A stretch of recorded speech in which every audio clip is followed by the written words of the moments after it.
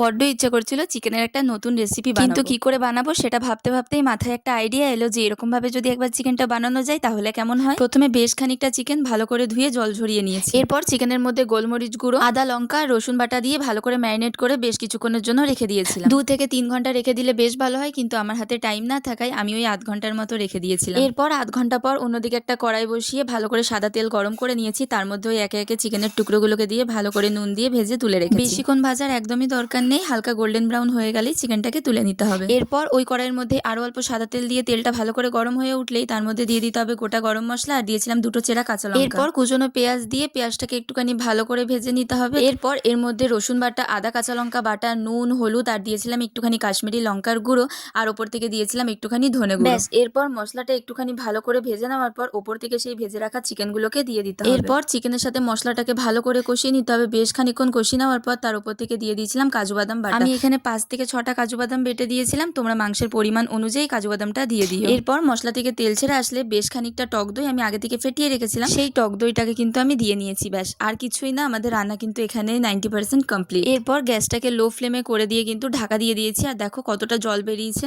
এরপর আমাদের কিন্তু দেখে নিতে হবে এখানে চিকেনটা সেদ্ধ হয়ে গেছে কিনা। যদি চিকেনটা না সেদ্ধ হয়ে থাকে তাহলে কিন্তু আর একটুখানি জল দিতে পারো তোমরা। এরকম আমি এখানে জল দিয়ে নিয়েছি আর একটুখানি চিকেনটা সেদ্ধ হওয়ার জন্য। আবারও এখানে আমি চিকেনটাকে ঢাকা দিয়ে নিয়েছি। ঢাকা দিয়ে দিয়ে করলে কিন্তু চিকেনটা বেশ সুন্দর সেদ্ধ হয়ে যায়। এরপর ওপর থেকে নামানোর আগে কিন্তু একটুখানি কাসৌরি মেথি পাতা আর দিয়েছিলাম হচ্ছে একটুখানি ধনে পাতা। ব্যাস, এখানে রেডি হয়ে গেল হচ্ছে দহি চিকেন। আচ্ছা, আমার রান্নাটা কেমন হয়েছে সেটা নয় তোমরা পরেই জানাবে, আগে তোমরা বাড়িতে বানিয়ে ট্রাই করো আর খেয়ে জানিও যে কেমন হয়েছে। চলো আজকের মতো বাই।